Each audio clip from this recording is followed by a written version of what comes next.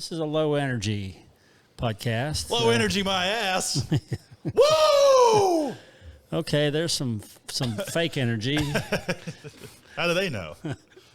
I'm telling them. See you, Walker. Say hi to you folks.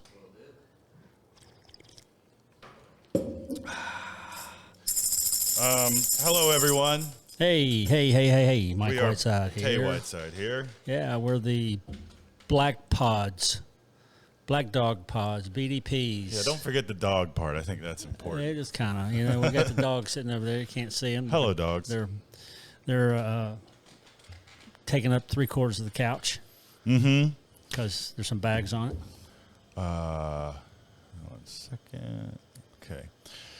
Yeah, it's April, what's today? April 6th, Thursday, April 6th. You're listening to this on whenever the Monday is after this Thursday, April 6th. Yeah, the day after Easter Sunday. Yeah. Yeah. Happy Monday. Easter Monday.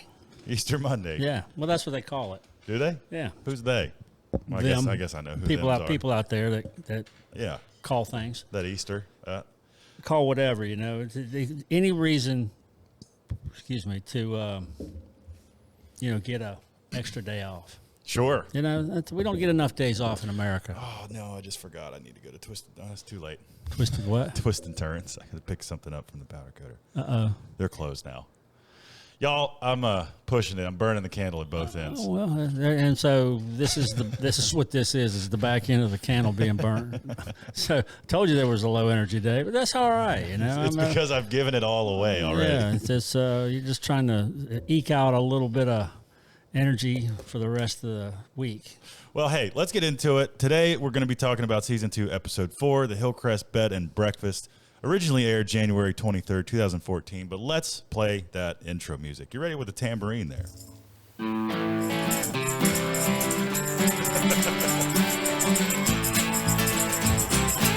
Thanks, Jody. Yeah. My sister Jody. I don't have a lot of percussion in me. There you go. Yeah.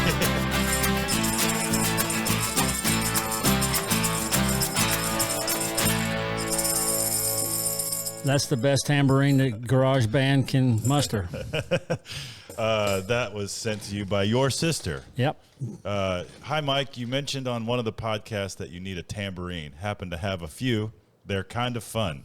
Hope to see you soon. Sure, miss y'all. This is a petite tambourine, little star tambourine. It's got some cred though. You're not gonna take it on stage, but you amplified it. It sounds pretty doggone good. Well, if they're just listening, man, they could have imagined the greatest tambourine ever. That's right. If if you're just listening, it's this adorable little yellow plastic tambourine. Yeah, it looks hilarious in our hands. Yeah, it's good. It's good. Whoa, that was. You got springs over there. Yeah, I can't get any reverb from that. But anyway, yeah, it's been a different week. Has it? What's your week been like? Just full of people not getting along. Just that makes things fun. I think it's the solar storms, the solar winds, and it's just kind of a weird vibe. Can't really put. It's a full moon recently, I think. Tonight. Yeah, tonight's full moon, and I usually don't have any lunar problems. Lunacy maybe, but not lunar. And that's where lunacy came from, isn't it? Probably. I would imagine. But this has to do with coronal mass ejections and stuff like that. And, sunspots and solar winds. Yeah, and it affects people. And the way that the globe and the magnetic poles are shifting, we're starting to get solar winds more down here, like the aurora borealis. So anyway, we get to see that in our backyard. I think it affects people. Mentally. Because there's a lot right now that's mentally affecting. Well, people. Yeah, and people are kind of short. They've forgotten about loving each other after COVID, and now they're just catching up. I think. Let's hope they do. If they don't, I'm cool. I had to referee a couple of people today, and I just pulled out the good mic. And I'm glad you got that in. He's in your pocket and delivered. Yeah, Bad Mike doesn't show up very often anymore. Like remember Ted? We used to have Ted's alter egos was Roscoe. That's what y'all said. I think it was alcohol related. But and anytime Roscoe showed up, it beware. Ted didn't bring Roscoe out too often. Yeah, fortunately, I don't think I met Roscoe. Yeah, that's good. Often. Yeah, he was. he was interesting. He joked about him too openly. Well, you know, you got to look yourself in the eye. You got to understand your weaknesses. You know, your devils. I saw Ted the other day. I was watching at Parkway Brewery. Chris Burton was playing. Oh, cool. And I saw Ted there. Yeah? Yeah, I only saw him for a second. It was just kind of fleeting. You know, I came in late. You know, I was doing some domestics. And jumped on my new motorcycle. Yeah. And my Suzuki 650. Dual sport. What's it? V-Strom? V-Strom. Yep, Yeah. Yep, Suzuki. Marty Barnes, my mate from Charlotte, has a couple of those, and good touring bike, by the way. Mm-hmm. So this is my I got out of the Harleys, now I'm into dual sports. I think it's a smart move. I've been thinking I got a 91 Suzuki Intruder, which is kind of a low-slung cruiser, 1400, but I've been thinking about getting a dual sport. You rode mine the other day. What'd you think? Pretty awesome. Yeah. For a 650, it's got plenty of get-up. Yeah, and, it's enough for. My problem is always I have a lot of legs.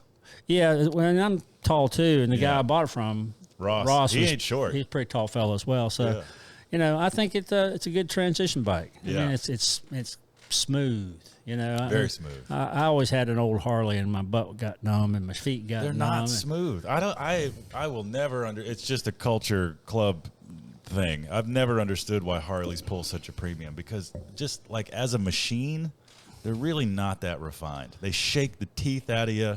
Yeah. Bolts will fall out. Everything's expensive. I know we're going to get some Harley people out there that are going to probably give us some shit about Bring that. it on. I don't care anymore.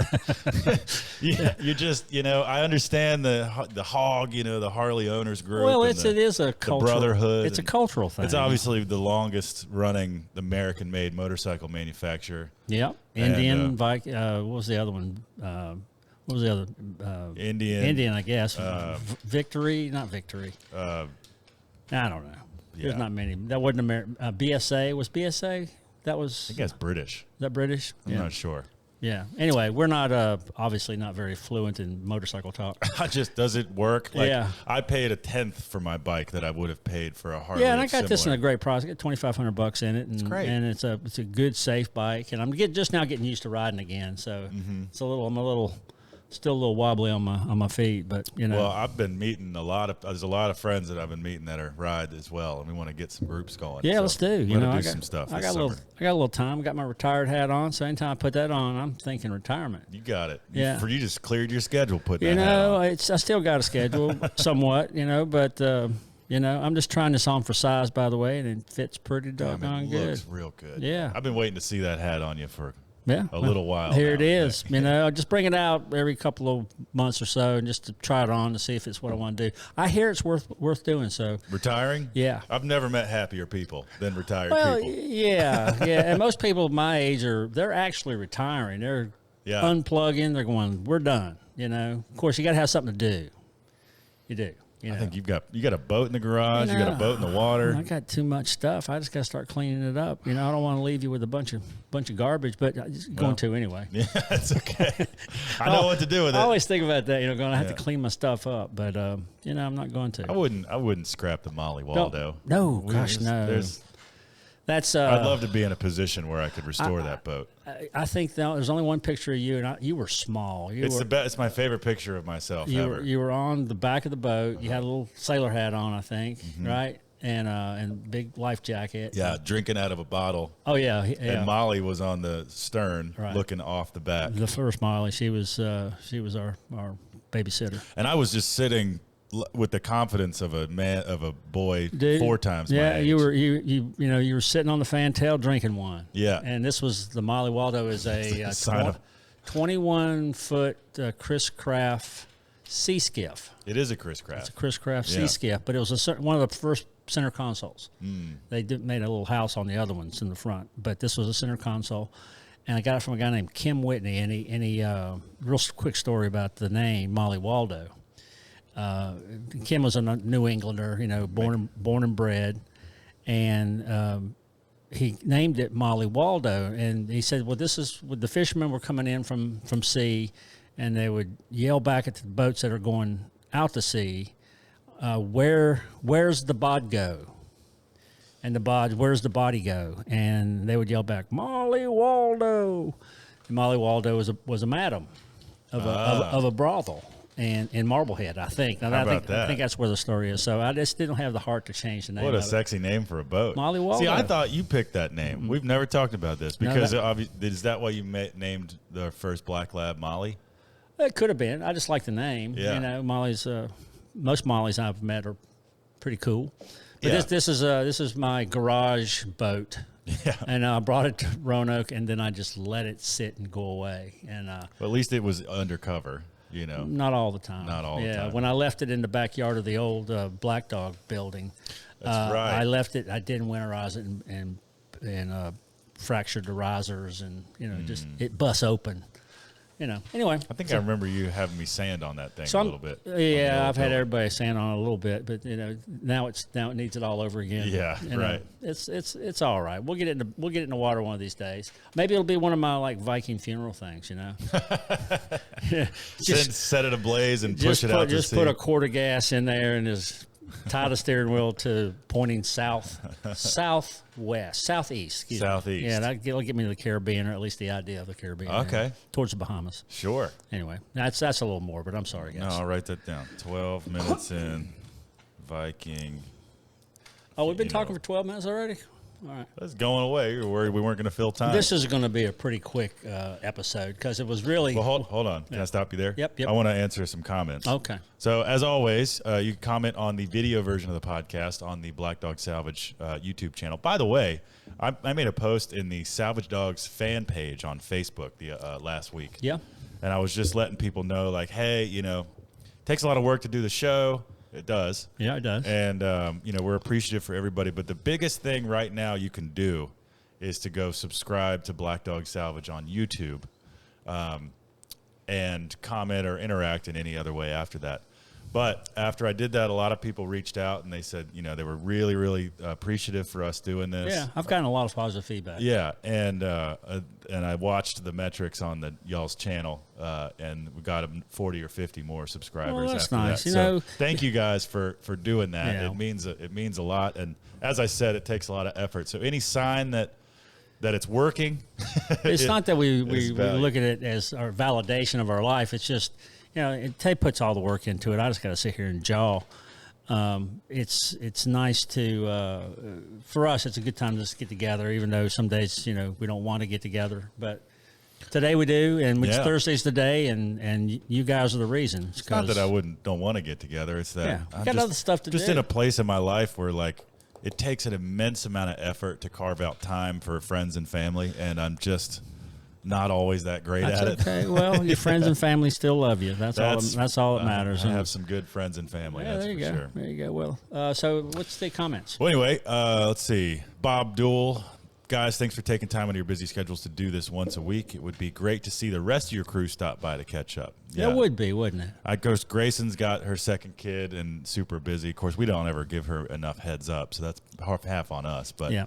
Robert, we'll see if we could drag him in here kicking and screaming. Yeah, we might be able to one day if we, push it back a little later and make sure there's some cold beer. I think he would be happy to sit in on a session. Buy some milk. Again, all he'd have to do is sit down and do it. I mean, Miller Lite. I mean, that's you can buy a case for that's cheap. $8. Yeah, that would lube all the gears. No more than 2 beers. Yeah, and maybe we'll get Ted in. Who knows? Yep. Fly Fisher 63 says, if Mike goes to Mars, we expect more daily dogs. Wow.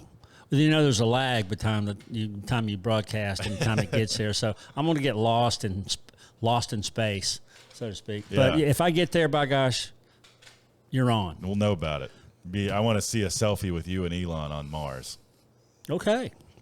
There's a goal. LJP says, actually, guys, Fahrenheit 451 was the Ray Bradbury story about burning banned books. I was right. Mm-hmm. And George Orwell's 1984 was about Big Brother watching you. Both pretty scary.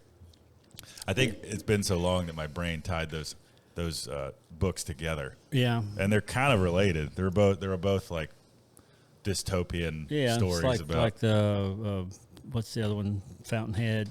I forget the name of the Aaron. The Fountainhead. Fountainhead. Yeah.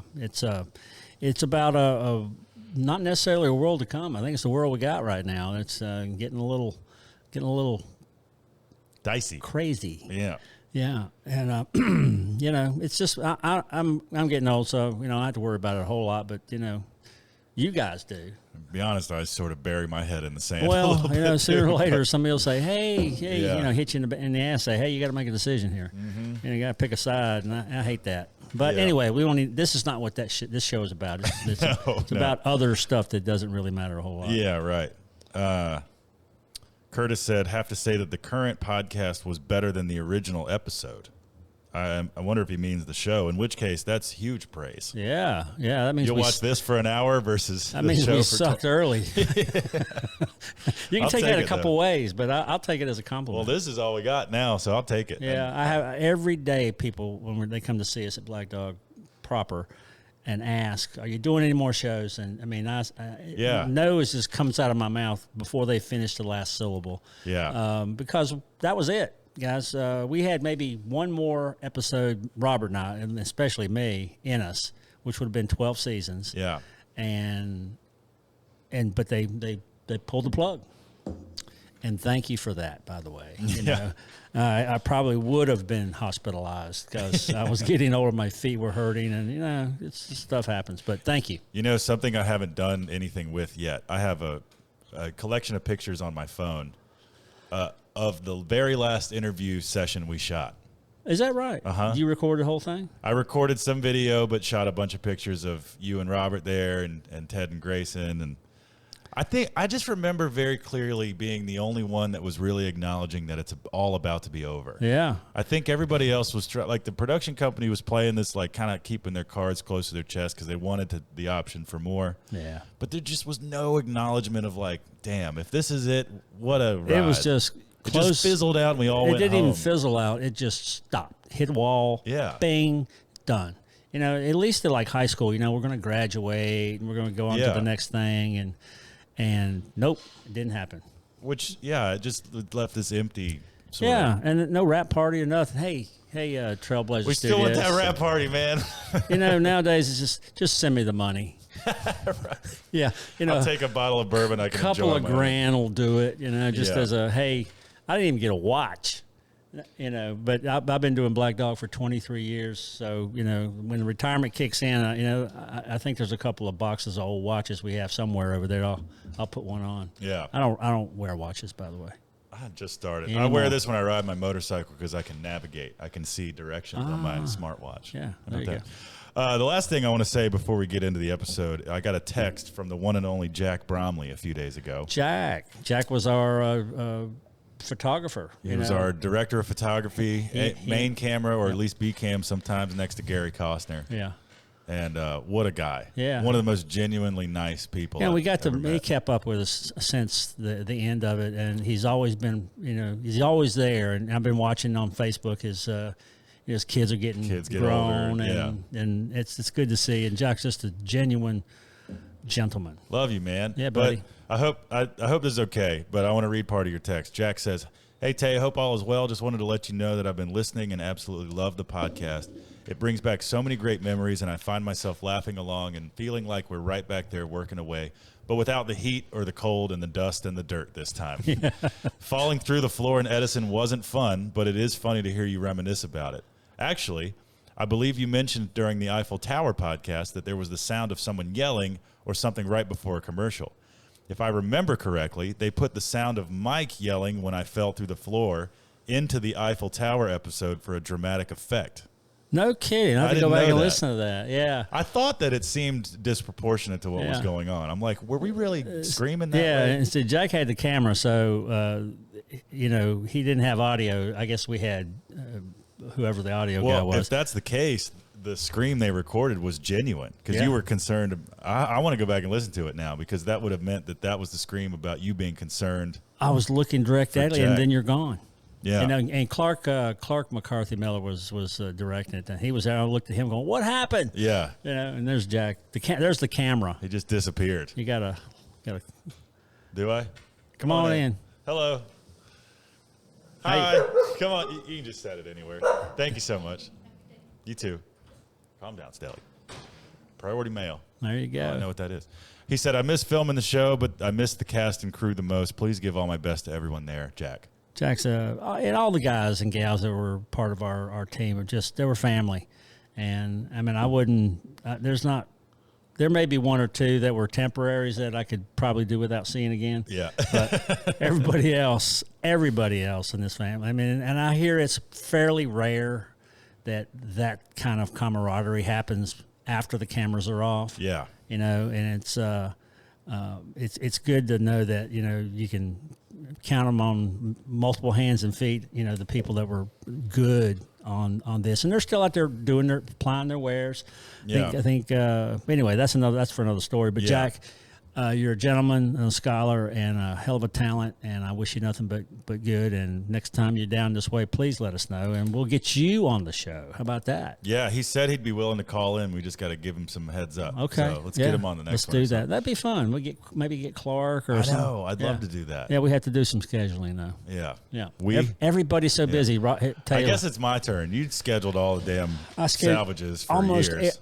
all of them. Yeah. I don't know that there's one that I didn't schedule. Well, then I'll be careful what I complain about. That's all right. That's a all lot right. You know, easier. you didn't think it was working back then. It was just something you did.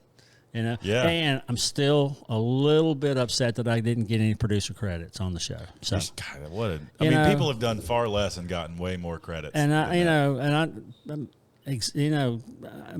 obviously I have issues with it. That would have been in your IMDb page. Well, you I know? just want to, you know, it shows that, and this is somebody, Mark Bowe with Barnwood Builders, looked at me one day and said, "Why don't you have any credits?" I don't know. I didn't ask. And he says, "Well, I got credits because, you know, that's part of your resume." Now you can say you were a producer or not executive producer, but associate producer, or whatever.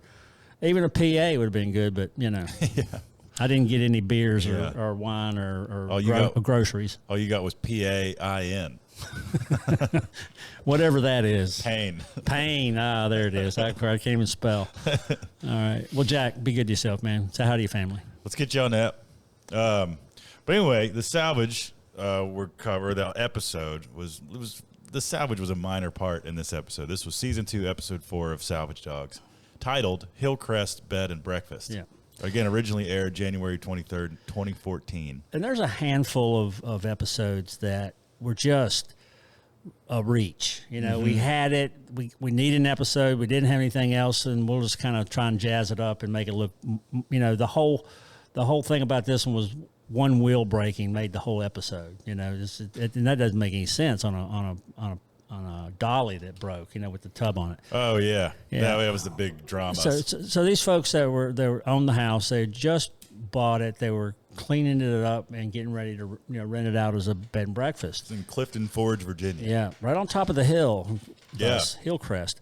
It's kind of funny because if you come down 64 going west, just past the Clifton Forge, you look up on the hill and you can see the backyard. The highway cut right through the back of that house. Yeah. You know, I mean, right there. And it's kind of funny. So every time I go down that way, I don't go too often, but I look up and see the house. And nice people, guys. Pretty house. Really pretty house. And it just gives you a whole vista of not the highway, but the other side, the valley with Clifton Forge is. And we did a few jobs in Clifton Forge, matter of fact, the second salvage job ever before the show. This one Robert and I just started. The second one was Nicely's Funeral Home in Clifton Forge. They had a beautiful house, and it was just they needed a parking lot for dead people.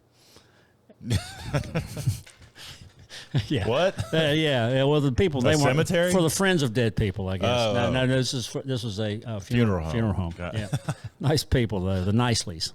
Got it. Yeah. The nice. Yeah, so that's that. And then I'm just going. That was Yeah. a quick, just in and out memory. Now it's gone. It's good you got it still. Yeah, it's every once in a while stuff shows up, and I don't know why. I remember on this particular day for this salvage, I had been doing a significant amount of partying the night before, and I missed the group departure time from the warehouse because I missed my alarm and I was really hungover. Yeah, and so I drove myself slightly late. And I just remember Robert just being like, "Come on, man! Yeah, man, get it together."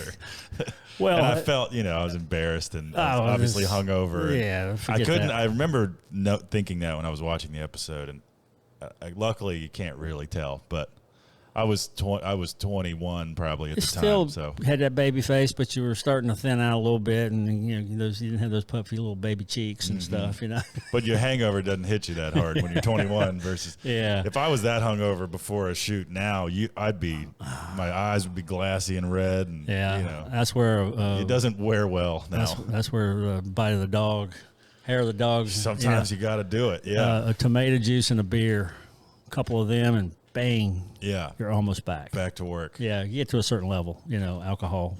You gotta minimize the withdrawal. Yeah. Because you're still under the influence. Yeah. Anyway. Yeah. But we took the show hauler was in the show, which was our wagon. It's a steep driveway. Yeah, too. a steep driveway, and we had to back it in. And I think Dave Nettinger was with us. Maui Dave. Maui Dave was driving, and I hadn't, and this was going up a hill with air brakes. It was not an easy thing to do, but he's a professional. Oh yeah, he drove trucks forever. Yeah, so it was a very beautiful house, and there was only kind of two things in there that we wanted. I remember she made scones for us. Oh yeah, I remember that, coffee and scones. Yeah, vaguely. Very nice. That helped the hangover, actually. I remember that. But there was this earthenware tub that was in there, and if anybody knows what earthenware is, it's basically clay, fired clay, and glazing, like a pottery. But it was thick and very, very heavy, and it was heavily stained. Yeah, it was brownish. Yeah, I think it was blood, to tell you the truth. Why would you think that? Because I think they used to slaughter hogs. And it was in the basement or something, wasn't it? Yeah. This is what someone said it. Maybe it was all bullshit. But it certainly wasn't in a bathroom. It was like had this weird. It was just in the middle of this half framed in room. Yeah, I think it wasn't. I mean, I think they tried to create a slaughtering. Yeah. Pit. Well, again, I don't know that they put in there to be slaughter, but hey, we're going to kill this pig. We got to do something. It's like a slop sink, but a tub. Like a slop tub. It turned out great, by the way. I looked at pictures of it in the show, and when we did the last little roundup, where we're showing the stuff we got, it looked good. So it cleaned up real good. Nice. Yeah. Little barkeeper's friend and whatever it scrubbing. is, whatever you take. You can just polish the glaze right off of that thing. It looks white until you get sturdy again. But the drama with this, we were going to create a competition. Which was kind of BS too. It was you and Ted versus Robert and I. Right. And y'all were on the tub. Right. And all y'all had to do was take out a window frame.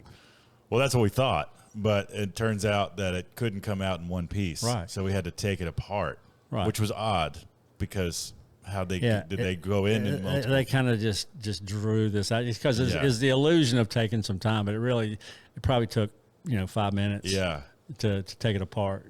Right. Yeah. So it's not the reality of reality TV, Yeah. Well, and you could swing free where you were, so you had the walls that surrounded the tubs take those down pretty quick. Yeah. But obviously you had the more work. Well, it was heavier, But Robert had a half a man with him that morning. So he didn't know that though. So as far as the records are concerned, you showed up, you were whole. Yeah. Whether mentally you weren't is another story. Yeah. But when we were coming out, the whole thing of moving that tub, we had some crappy dollies with particle board. This thing probably weighed, I want to go with like 1,500 pounds. The walls alone were like 4 inches thick. Yeah, thick tub. Every time we've had to move one of those, I try to show up, try to call in sick day or something. Yeah. Because it's not a lot of fun. Yeah. We got to a crack in the. We almost made it. We got to a crack in the sidewalk. Boom! Blew out the one of the casters. Yeah. Just one. And okay, that's the cliffhanger.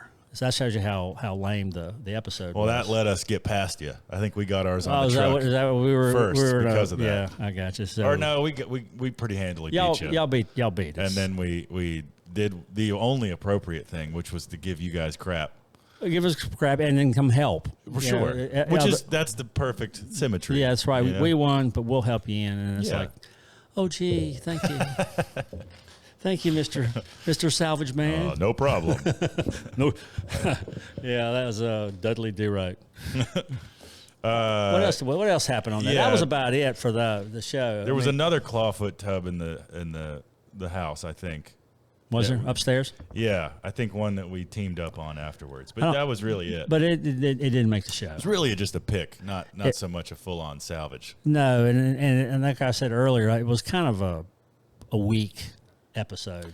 Well, which is why that they packed more into the rest of the episode. Yeah. So in my mind, one of the biggest features, whether it was because of the project itself or because of what the project became for Black Dog, was the build, the album end table. Yeah. The LP album cover Just sold end table. we had those. That was part of our product line, and we had quite a few in stock. We just sold the last one too about a week ago.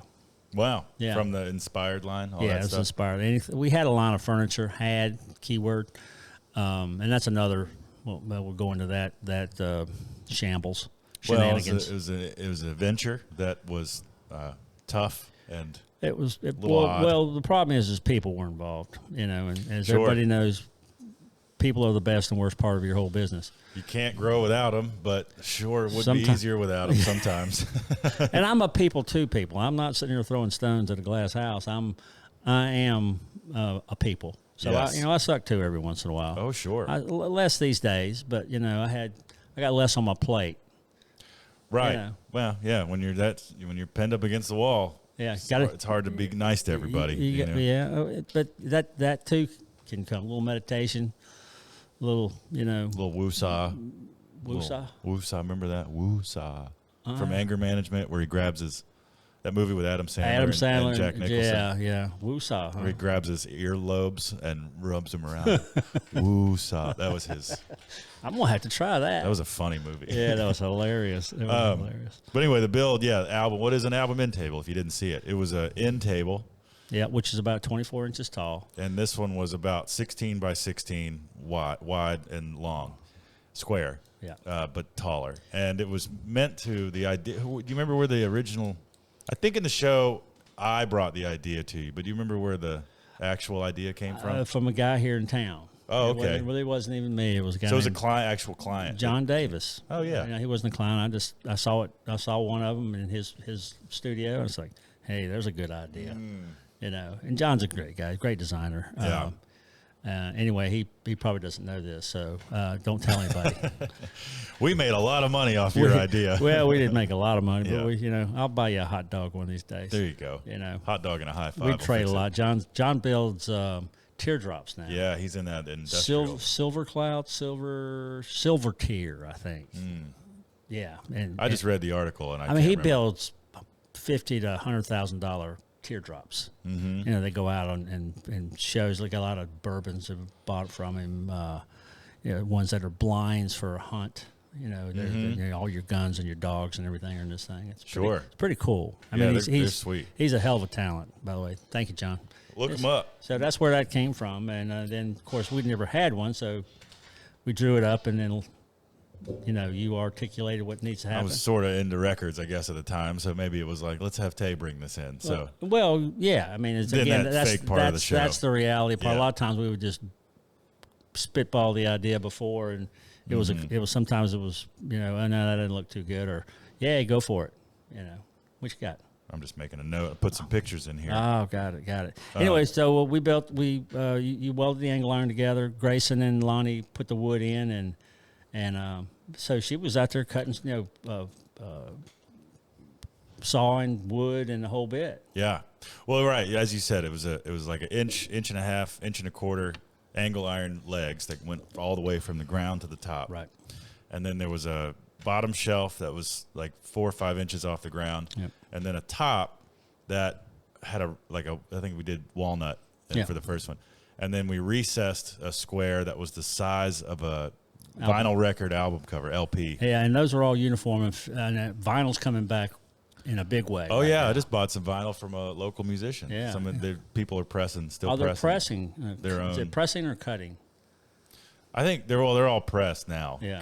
Cutting is Let's cut an album. you cut the master and then you press everything afterwards. Okay. So I just learned something there. Yeah, because as you're recording, I think you just cut. You right can't to press vinyl. something that you haven't done yet. Yeah, you got to cut the first one, and then that's made into a metal Yeah. negative or whatever. Anyway, so it was, and so we had a bunch of them. I think we had Neil Diamond and some Barbara Streisand. I don't remember what this one was, but yeah. I don't remember either. But then a glass top. The glass goes on top. That's and the good part about these things, and we're going to probably get some more made, is that you can put a seasonal thing in there. You can put in stuff for Christmas or Easter or whatever, a birthday.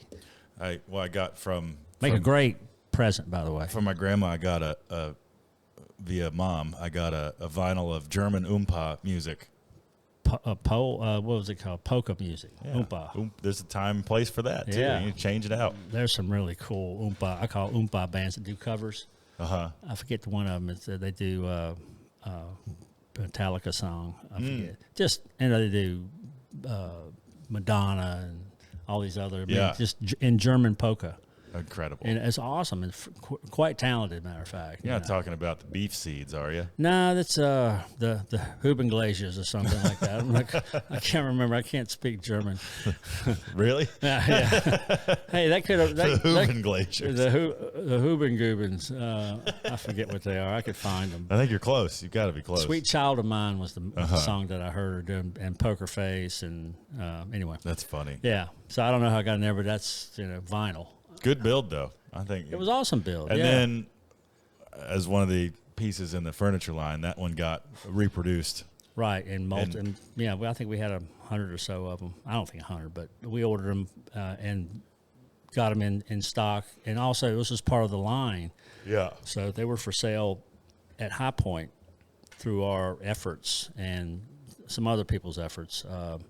I won't mention people because they didn't end well. So they're not in prison or anything, but they should be. It was one of them should be anyway. But that's just that's karma. Karma will come get you, Mr. Bean. Oh God. Yeah. That's his name, by the way. No, I know. Yeah. I didn't know that you were going to say it, but yeah, that's okay. He's out there. I won't say the first word. Yeah. Name, but your time and karma's going to catch up, my friend. Yeah. It always does. He's just a weird dude. Boy. Yeah. Rubbed me wrong immediately. So anyway. Sometimes people are like that. Yeah. Some people suck. We should have listened to our guys. One thing that Rob and I have done since then is we listened to our gut, and our guts were telling us no. And mine was too, but it wasn't my call to make. Yeah. And I was going to play on the team regardless. Yeah. We were young, and now we've got an education in corporate contracts and licensing and branding and obligations. We got a PhD in that now. Not a PhD. I've got a pretty huge debt. I got my yeah. Well, it's Look who it is. It's Grace. Hey, is Gracie here? Should I ambush her? I don't know. I don't know if I would. I'll call her back. You're on the pod. Grace, Gracie, we're going to go see her tomorrow. See them. Excuse me, at the, where is it, the Chrysler Museum in Norfolk. That's right. This weekend. This week, well, tomorrow. Grace tomorrow and night. their company, Sticky Glass. I'm not even sure what this show's about, but it's going to be a performance art piece, but I think involving glass. Well, glass is the catalyst for all she does, and then it has to do with, I don't know what the story is. I've seen a couple of them where she was emceeing, and she did one in VCU, which was a little fairly erotic. So it's hard for your father to watch, your daughter kissing a piece of glass, but or whatever it was pretty graphic. But your mom had a hard time. I was like, it's art, honey. It's art. Grace, I think enjoys doing things that make people squirm a little bit. Yeah, she's not controversial, but just maybe she is controversial. Yeah, I don't know. Well, I think I'm looking forward to it. Anyway, tomorrow night we got Gracie. We're going to see Gracie, and going to get up with Scott Crumley.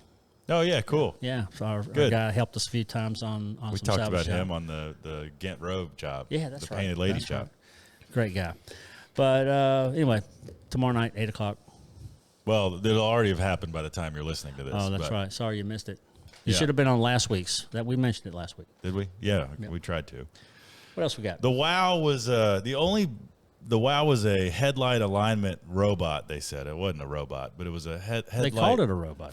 Was it? Yeah. Oh, anyway. And the cast header had robot something. Okay. Yeah. Well, I sit corrected. Yeah. But it was from the 50s, I think. It was a. Where did I get that? I don't know. An old dealership or something. No, somebody's garage or who knows. Again, I've seen a few of them. Matter of fact, next door, if they haven't cleaned it out, there's one or two of them on the top of the office over there. Oh, yeah. Yeah. But it was a tool used to align the headlight beam on cars. Yeah, this was an old one. It was. It had a cool look to it. Yeah, well, it was kind of Art Deco. I always Flash Gordon. I made fun of that because it looked like the rocket that Flash Gordon used to ride. The old animated. They weren't even animated. They were almost like stop motion. Yeah, and then they had a string on it, and they'd have some sparks coming out the back, and Well, this was a great noise segue. This was the introduction of that noise you made all the time. I don't know if I can do it. I can if you can. Yeah. Yeah. Yeah.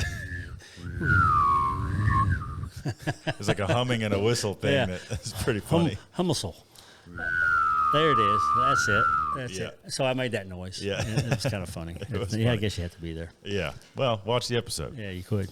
So that was, that was a quick little side. It's sort of a bunch of small segments. A lot of small segments. The pick was kind of interesting. We went and picked with Mike Weddle. Oh, yeah, Mike. Up at AD Weddle and Co. That's right. Mike Weddle here in Roanoke, or the Weddle Company. They are a large vehicle salvage yard, like diesel trucks and buses and fire trucks and things like that.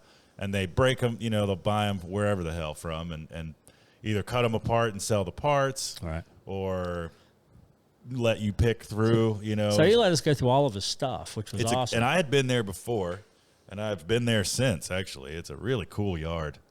Lots of neat things. You ended up buying a Z, didn't you? Yeah. From him? That was a dumb idea. Well, but one of the things while we were there, it buried in the weeds, was a 1974 Datsun 260Z, which at the time, I was obsessed with Japanese sports cars, and still am. But I knew those cars I would never have been able to buy that for $650 like I did that day. Those things are astronomically expensive now. Even the one, even in the condition that one was in. Well, see, you did make a good purchase. Did you turn a buck on it? No, I took it apart and that's how it stayed. Oh, you parted it out? No, not on purpose. I was gonna rebuild it. The thing is, it probably could have run with not much work. Yeah. But I was obsessed with stripping it back and I wanted to build a race car out of it. I wanted to put a roll cage in it, and engine swap it. Well, you're just a little bit early. You used to do that as a kid, too. You take stuff Yeah. apart. I did the same thing and just said, now I got to put it back. Well, it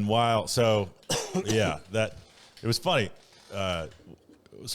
They filmed me they got the forklift over and pulled that thing out of the weeds, and I got to look underneath it, and they actually filmed me looking at it.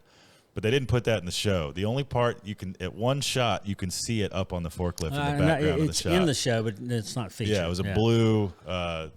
If you don't know what a Z looks like, it's sort of this curvy sports car. Yeah. T-top. Yeah. They were broken, but anyway. It doesn't matter. Yeah. But anyway, he had some good stuff. So we went picking in his warehouse. That's where all the signs were, and that was on the Granby warehouse. Yeah, yeah. And that's where the Z was. Mm-hmm. And we were over at the other one, which this is the first and only time that your uncle, my brother-in-law, Rob, made it. And Jacob was a little wee man. Yeah. He was probably 5. Yeah, this was 2014. So this was. Jake now is bigger than Tay. Yeah, and he wears a size 16 shoe. I thought it was 17. Yeah. I mean, it's so funny to watch. And I watched you kind of grow up as a young adult, and then him now. It's just kind of funny. But his dad, Rob, is a car aficionado.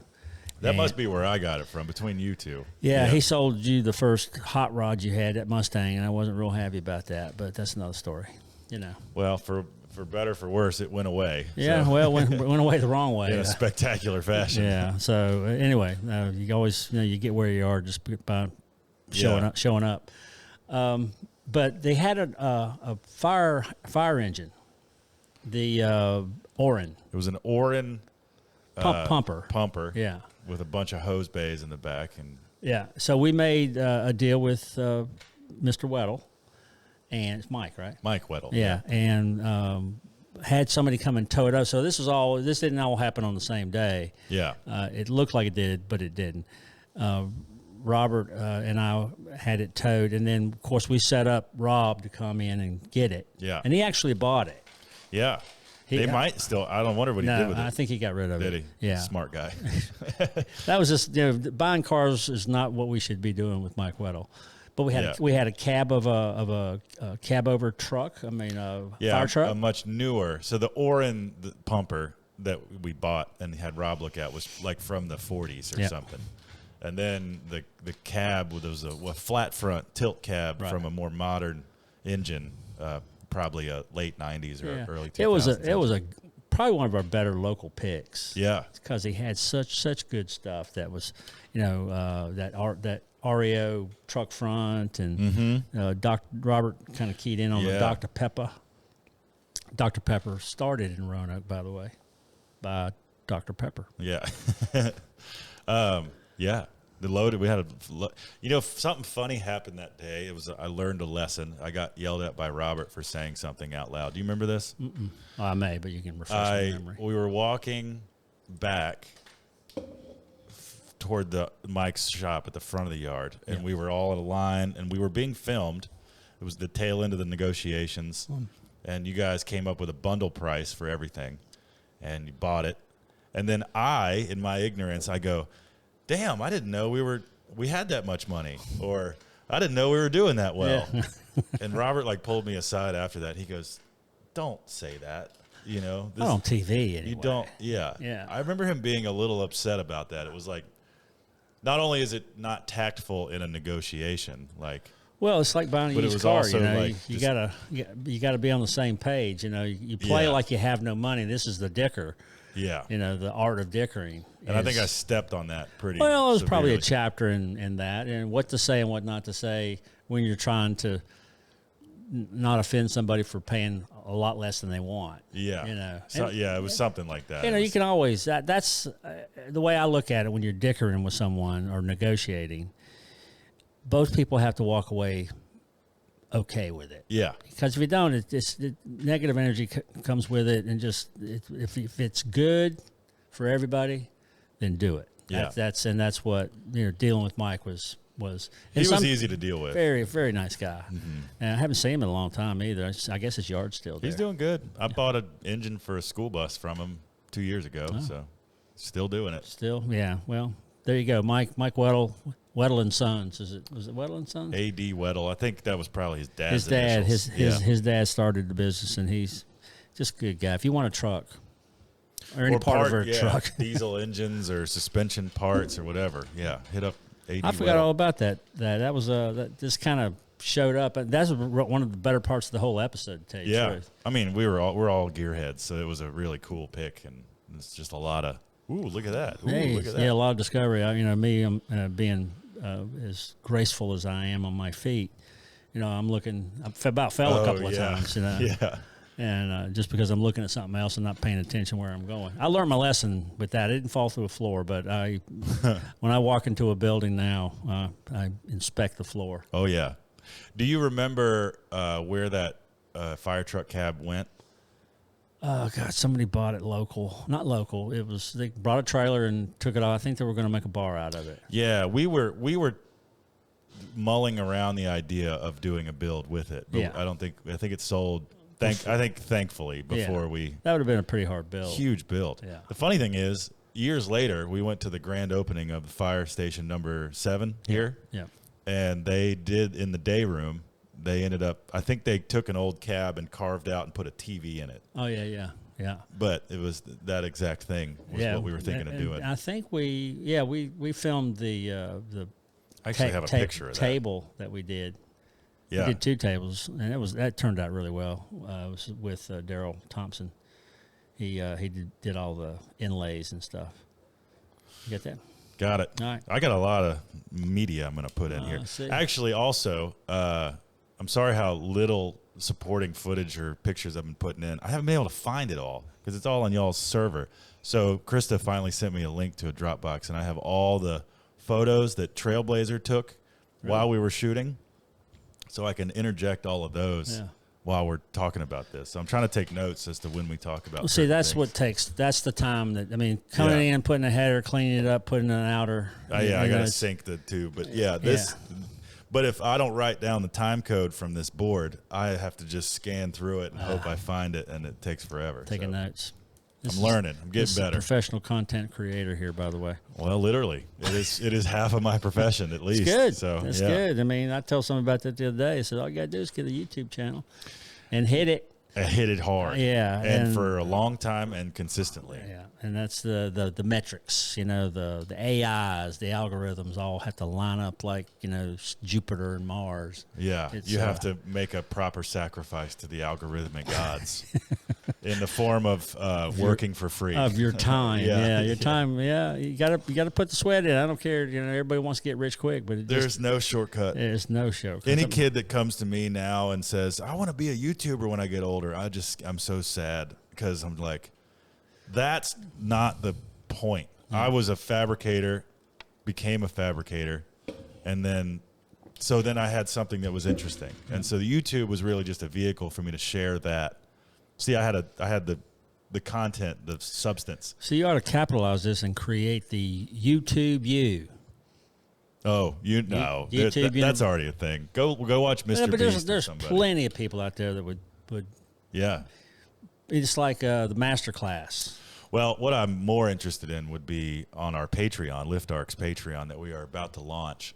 One of the tiers will include maybe personalized how-to videos or training videos or live Q&As and stuff like that. So it's another way to monetize when you have an audience. And Patreon's thing is that all the money goes to the creator. You know, the money I make from YouTube, it's what I would deem fairly substantial now, but it's a tiny fraction. Yeah, you don't say it. Remember Robert's advice. A tiny fraction of what Google's making from the ad revenue. Right. You know, I couldn't imagine what the percentage is. So I've made them lots of money. Well, and that's the way we made our show made Scripps and Discovery lots of money. You know, and continues to. By the way, that's the only one of the, you know, negotiating points that you don't have in reality TV, and maybe you do. Some people maybe have better agents, but you don't get paid royalties or, you know, when it's reshown time and time again. There's nothing that comes your way except you guys, y'all, whoever sees it. There's new people seeing our episodes every day. Now. Amazing. You know, that haven't. Of course, it's a big world. You know, so you know we haven't hit 1% of 1% of 1% yet. Right. You know, just think about it. There's not. It's a pretty small little universe you're in, and I'd like to know what was our peak? How many viewers we had at our peak? Oh, millions. Yeah. I like to think so anyway. Yeah. But you know, I always kind of exaggerated the numbers anyway. That's part of my negotiating. Got to ask if the Nielsen family's out there. Oh yeah, I remember them sending me Nielsen sending me and your mom become a Nielsen family. Yeah. I'm going, you know. When? I mean, this was during the show. The show was going on. Wow. And I didn't do it, by the way. I didn't realize that was still a thing. They still do it. Yeah. It's the Nielsen, right? It's just, you know, sampling. It was like the census for television. Yeah, well, it's sampling every day, every minute, and watching, you know, how many people. So they've been watching a long time, you know, and that's how they get hey, you guys did great. You know, you know, we're always up in the top a little bit when the favorite shows. Yeah. But, you know, it really is, it's a weird metric. It really, the old, not payola, but, you know, whatever you get and what you get. You know, we all got what we negotiated for, and that was it. Yeah. You know, so. Negotiate high. That was one lesson I learned, and I actually use that in my daily life now with sponsors for my channel. Yeah. LiftArc's YouTube channel is that.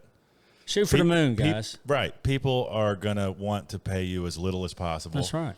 And knowing your worth and having a leg to stand on is a huge asset.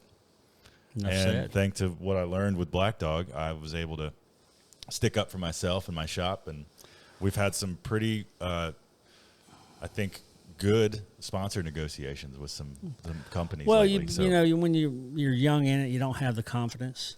Yeah. So you're having to undersell yourself. Sure. And then the more you do, you know, the more comfortable you feel. and as long as you don't tout it as a I'm better than you kind of thing, then it's perfect. Yeah. No, I always phrase it as just sort of like, I think I'm worth more than that. That's right. And if not, if you don't want to meet me there, then I think I'm going to pass. Yeah, and in the negotiation, when there's a counter offer, you don't want it, you're done. That's it. That's how it goes. Yeah. You know? That's the way I negotiate. You counter me and I accept, we're good. But if the opposite happens, I'm out. And I'm not going to negotiate against myself. That was one lesson I learned, too. I tell people all the time, he says, what do you want for it? And I said, well, there's a price on it. That's my price. Right. And he says, well, what do you do? I said, I don't want to make the next bid because why should I? Why would I would have put that on it if that was. I mean, it's just, you do it in a nice way. So, I just don't like bidding against myself. No, I sell stuff on Facebook Marketplace all the time, and people are like, I was selling some wheels the other day that I wasn't using, and a guy goes, what's the least amount of money you'll take for it? You always go above asking. Well, I'll take 500, but I'm only asking 3. Well, I'll read it's a pretty funny, I won't say his name, obviously, but I'll read see if I can find it. It was so funny. And this is just about negotiating. Every day's a negotiation, by the way. Everybody has to negotiate something. Not necessarily every minute of your life, but every minute of your life is a consequence of your negotiations. It's kind of ethereal. It's out there, and what you put into it, you get out of it. I'm just trying to fill some space here while he's looking for his wow text about negotiating with folks. Anyway, I won't find it, but he goes, what's the least amount of money you'll take for it? And I said, you're going to have to do better than that. Yeah. And he goes, I don't think English was his first language, but he spoke well enough to know, Well, some folks don't know how to negotiate either, Yeah. And I always use the analogy, nobody pays retail in Mexico. Nobody. If you pay retail, you are a gringo. Yeah. And yeah, right. and when some folks are uncomfortable, I said, well, pretend you're in Mexico and you just want to dicker, And some people really feel offended that they offered you something less than what you were asking. Yeah, people get a little butthurt, but just say no. You don't take it personally. No, it's just business. Exactly, but it's a personal thing. It's a mental thing. They feel that they've dished you, right, or would dish you, and then you have to teach them how to do it. Mm-hmm. Because I was just saying while you're there, everything is a consequence of that, of just negotiating. Yeah, well, and also it helps to know what your thing's like actually worth. Well, it does help if you have some reference. When we did our first house, Robert and I, we went. eBay was early, so we just kind of took pictures on our big clunky digital phone and went to search. He took half, I took half. That's how we found out what things were at least worth online. Now there's worth. What was it? Worth point? Yeah. Worth point. Worth point. Yeah, and that's kind of that kind of search engine on steroids. Which is really for the salvage industry, or right? just for antiques and anything else. I mean, it's not what we do, but a lot of things we do. It's like right now we've got a whole lot of hospital beds. You're going like, Mike, what? What are you doing that for? There was a place down in Durham that we just did a salvage job. It was the Forest at Duke. And this was a kind of a high-end retirement facility, and they had just one building that was kind of was not as premium. They built a really nice thing next door, and they were going to knock it down. So we did a deal at the 11th hour to go in and salvage. Yeah, and we got about 30 of those electric hospital beds. So if anybody's interested in one, holla. Yeah. They might smell weird. But It does not. It does not. This was the cleanest facility I've ever seen. Nice people too. Thank you, by the way, for letting us come down, and because it's all salvage, everything out there. I mean, it's not an architectural piece, but it's still, you save it from the dump, and you got to see value in it. So that's what it's all about. So hey, we're right at an hour. We did it. Yeah, I didn't think we could do it. I should always know better. Where can people find you? What should they follow? You do anything online? Well, I was doing Cameo and still am. Somebody wants to get a personal greeting, Got Daily Dogs. People got to follow you. Every once in a while, Daily Dogs. That's a YouTube, Black Dog YouTube channel.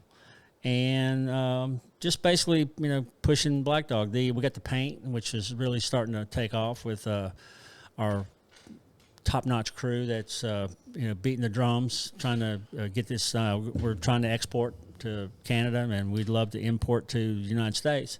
Well, I also think at the tail end of every one of these episodes so far has been a paint ad. Well, So I hope so. maybe that's helping. Yeah, you never know. Who knows? Just it's accumulative. But thank you. That's Mike Whiteside, Black Dog Salvage, and Salvage Dogs still being aired on the Magnolia Network. There you go. Sometime earlier, later now. I heard it's like 7 or 6 to 8 or something instead of 4 Dang. to 4 to That's 4 to near 6. prime time. You're getting into the morning commute, man. Yeah. Who knows? They may call us back. You ready? You going to answer the call? Absolutely not. He's no longer here. Yeah. We'll just grow this YouTube channel up, and we can do whatever the hell we want. Well, we're doing what we want anyway Yeah. now. So that's where you can find me. How about yourself? Follow me on Instagram at Lift Arc Studios and Lift Arc Studios on YouTube. Our channel just hit almost 35,000 subscribers. Congratulations. Thank you. It's Yeah. growing like crazy, and it's actually the thing that I'm putting more energy into, and it's allowing me a little freedom to do the jobs that I want that bring me joy, and say no to the ones that I don't want to do. That's right, man. There's nothing worse than having to just fill the void. And I got 2 guys that rent from me here that if I can't do something, I can There you go. farm it You to can them. farm so. it out. And Grace Whiteside, see their show. Yeah. Stickyglass.com. Yep. Get Sticky Glass on Instagram, stickyglass.com. Support Grace. And as always, please like, subscribe, comment, rate on Apple Podcasts and all that. And, of course, like and subscribe the Black Dog Salvage YouTube channel. And leave us a comment on the video version of the podcast. Even if you only watched 5 minutes of it, hit it anyway. Just write something. Yeah. Yeah. Ask us any random Say question. something.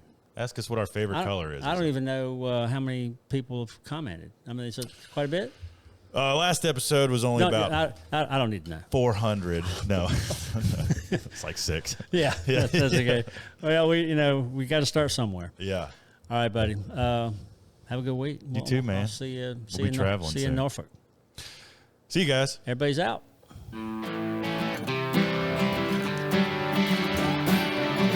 Oh, there it is.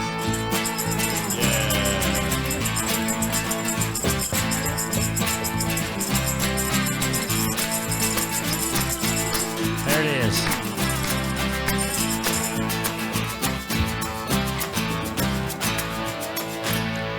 All right. See ya, Jack Bromley. Bye.